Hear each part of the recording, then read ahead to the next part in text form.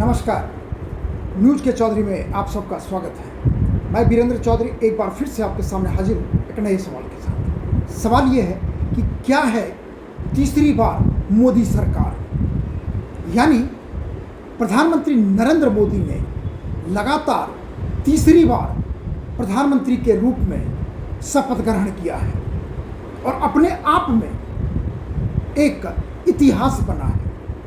इससे पहले ये इतिहास बना था 1962 में पंडित जवाहरलाल नेहरू के द्वारा, यानी 1952, 1957 और 1962 में लगातार पंडित जवाहरलाल नेहरू 3 बार चुनाव जीतते हुए तीनों बार भारत के प्रधानमंत्री बने थे। उसके बाद दूसरी बार ये घटना नहीं हुई और अब की बार दूसरी बार प्रधानमंत्री भारत के इतिहास में लगातार तीसरी बार प्रधानमंत्री के रूप में शपथ ग्रहण किया है।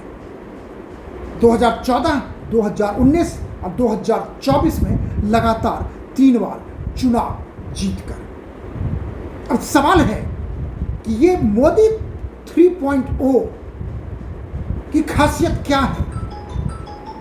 खासियत ये है कि इसमें 24 राज्यों से 72 केंद्रीय मंत्री हैं प्रधानमंत्री को जोड़ के, और इनमें 30 कैबिनेट मंत्री हैं, 5 राज्य मंत्री इंडिपेंडेंट चार्ज हैं और 36 राज्य मंत्री हैं।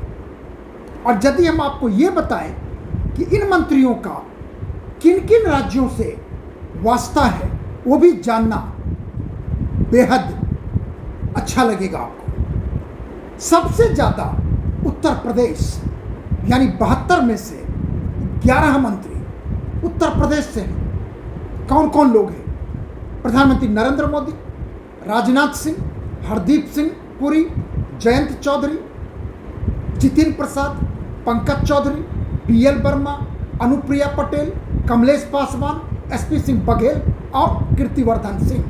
हालांकि उत्तर प्रदेश में बीजेपी को बहुत बड़ा धक्का लगा है। उत्तर प्रदेश में 80 लोकसभा सीट है।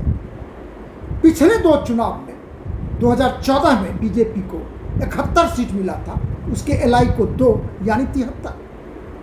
2019 में 62 सीटें मिली थी और उसके LI को 2 यानी 64। अब की बार बीजेपी को कुल 33 सीट ही मिले और 3 उसके LIs को यानी 36, सीधे 64 से घट के संख्या 36 पे आ गई। फिर भी 11 मंत्री उत्तर प्रदेश से बनाए गए हैं। दूसरे नंबर पर बिहार है, जहां से 8 केंद्रीय मंत्री बने हैं। उनके नाम हैं चिराग पासवान, गिरिराज सिंह, जीतन राम मांझी, रामनाथ ठाकुर, ललन सिंह, नित्यानंद राय, राजभूषण चौधरी, सतीश दुबे। बिहार में 2019 में 40 में से 39 सीटें मिली थी और अब की बार सीटें घटी हैं, फिर भी उत्तर प्रदेश से काफ़ी बेहतर है, यानी 40 में से 30 सीटें NDA को मिली है और उसी का परिणाम है ये 8 केंद्रीय मंत्री। तीसरे नंबर पर महाराष्ट्र है, जहां से 6 मंत्री केंद्रीय मंत्रिमंडल में बनाए गए हैं। पीयूष गोयल, नितिन गडकरी, प्रताप राव जाधव, रक्षा खडसे, रामदास अठावले, मुरलीधर मोहोल। महाराष्ट्र में भी NDA को भारी नुकसान हुआ है। 2019 के लोकसभा चुनाव में 48 में से 41 सीटें मिली थी, जबकि अब की बार बीजेपी का देखें सीधे 23 सीट से घट के 9 सीट पर आ गया है। कुल मिला के उनकी संख्या 41 का आधा भी नहीं मिला है, यानी 9 इनको मिला है बीजेपी को, 7 मिला है एकनाथ शिंदे शिवसेना को और 1 मिला है अजित पवार के NCP को, यानी 17 सीट। कहाँ 41 और कहाँ 17, लेकिन 6 मंत्री बने हैं। गुजरात से 1 सीट का नुकसान जरूर हुआ है, लेकिन 26 में से 25 सीटें मिली हैं। 2014 और 2019 में बीजेपी को 26 के 26 सीट मिले थे। लेकिन अब की बार एक सीट घटा है और उन्हें मिला है 25 सीट। और गुजरात से 5 केंद्रीय मंत्री हैं नरेंद्र मोदी जी के मंत्रिमंडल में। वो है अमित शाह, एस जयशंकर, मनसुख मंडाविया, CR पाटिल, नीमूबेन बम्भानिया।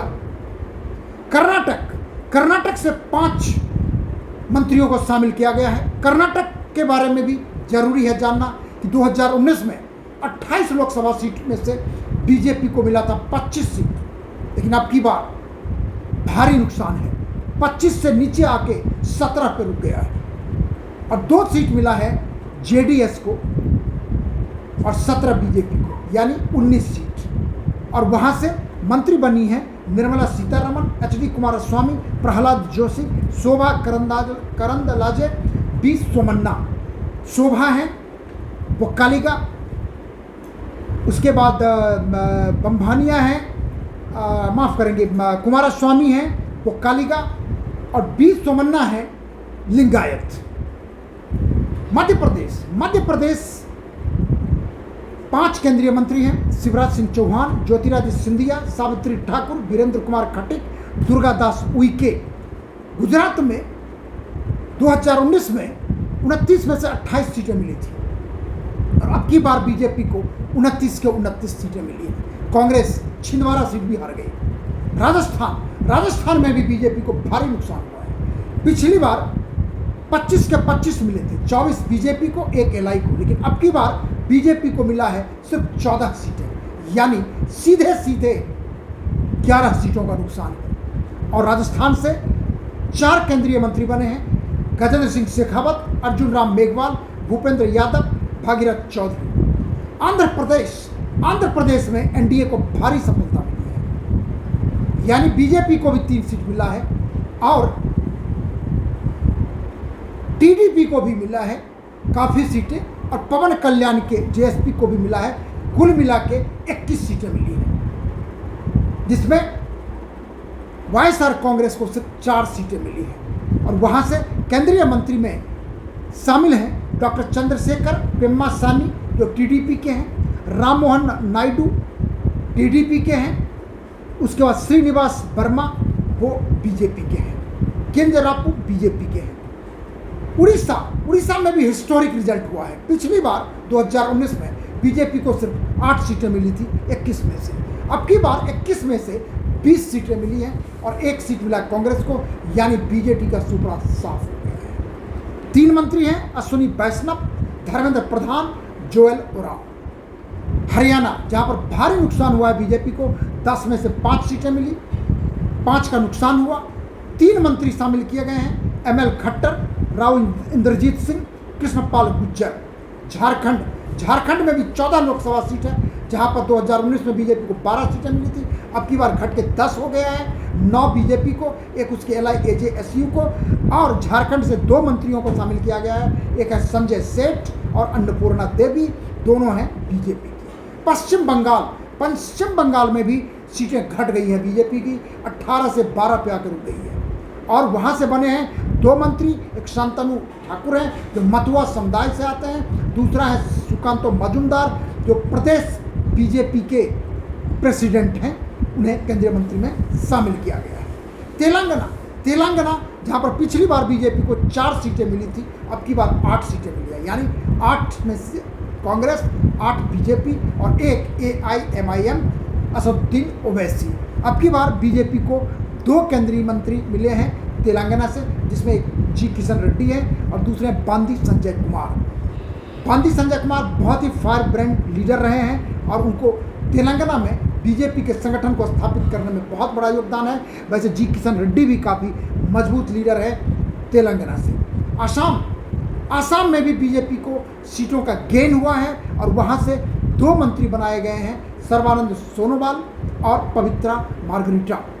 केरल से 2 केंद्रीय मंत्री बने हैं। केरल एक ऐसा राज्य है जहां पहली बार बीजेपी को लोकसभा में खाता खुला है, यानी सुरेश गोपी बहुत ही मशहूर एक्टर हैं मलयालम फिल्मों के, जो चुनाव जीते हैं त्रिशूर से, उनको केंद्रीय मंत्रिमंडल में शामिल किया गया है। और एक है जॉर्ज कुरियन, ईसाई समुदाय से आते हैं, वो चुनाव नहीं जीते हैं, चुनाव नहीं लड़ा था, फिर भी उन्हें केंद्रीय मंत्रिमंडल में शामिल किया गया है। लेकिन वो बीजेपी में काफ़ी समय से जुड़े रहे हैं। अब 9 मंत्री हैं जो 9 इन राज्यों से लिए गए हैं, जैसे हिमाचल से जेपी नड्डा, गोवा से श्रीपद यसो नाइक, जम्मू कश्मीर से जितेंद्र सिंह, अरुणाचल से किरेन रिजिजू, तमिलनाडु से एल मुरुगन, छत्तीसगढ़ से तोखन साहू, पंजाब से रवनीत सिंह बिट्टू, उत्तराखंड से अजय टमटा, दिल्ली से हर्ष मल्होत्रा। कुल मिला के ये मंत्रिमंडल के राज्यवार स्थिति है, जिसमें आप 24 राज्यों से कुल मिलाकर 72 मंत्रियों को शामिल किया गया है। अब मतलब ये है कि जो 2014 में जहाँ जहाँ विधानसभा चुनाव होने हैं उसको ध्यान में रख के मंत्रियों को बनाया गया है। यदि आप जातिगत आंकड़ा देखना चाहें, जानना चाहें, वो भी मैं आपको थोड़ा सा बताना चाहूँगा कि 72 मंत्रियों में 27 मंत्री ओबीसी से आते हैं, 10 मंत्री दलित समुदाय से आते हैं, 5 मंत्री शेड्यूल ट्राइब से आते हैं और 5 मंत्री अल्पसंख्यक समुदाय से आते हैं। एक दो बात और मैं बताना चाहूँगा आपको कि केंद्रीय मंत्रिमंडल में इस बार कुल मिला के महिलाओं को संख्या काफ़ी दी गई है, हालांकि पिछली बार से कम है। अब की बार 7 महिला मंत्री हैं नरेंद्र मोदी के 3.0 सरकार में, जैसे निर्मला सीतारमण हैं, अन्नपूर्णा देवी हैं, सावित्री ठाकुर हैं, नीमूबेन बम्भानिया हैं, रक्षा खड़से हैं, शोभा करंदलाजे हैं, अनुप्रिया पटेल हैं। और जहाँ तक आप देखेंगे कि मोदी के सरकार में ऐसे काफ़ी लोग हैं जो मुख्यमंत्री भी रह चुके हैं। उनकी संख्या भी 6 मुख्यमंत्री है जो फॉर्मर चीफ मिनिस्टर हैं, जैसे राजनाथ सिंह, शिवराज सिंह चौहान, मनोहर लाल खट्टर, एचडी कुमारस्वामी, जीतन राम मांझी, सर्बानंद सोनोवाल और स्वयं प्रधानमंत्री भी गुजरात के तकरीबन 13 वर्ष तक मुख्यमंत्री रह चुके हैं। तो कुल मिला के नरेंद्र मोदी सरकार के तीसरे मंत्रिमंडल का यानी 3.0 का ये पूरा विवरण है जो हम आपसे साझा करना चाह रहे थे। आखिर में यदि आपको ये कार्यक्रम अच्छा लगता है इसे आप लाइक करें, शेयर करें और यदि कुछ कहना चाहते हैं तो कमेंट सेक्शन में जाकर अपनी बात जरूर लिखें। आखिर में एक और आपसे आग्रह निवेदन कि मेरे यूट्यूब चैनल को आप जरूर सब्सक्राइब करें, जिससे हम आपसे अपनी बात हमेशा साझा करते रहें। बहुत बहुत धन्यवाद।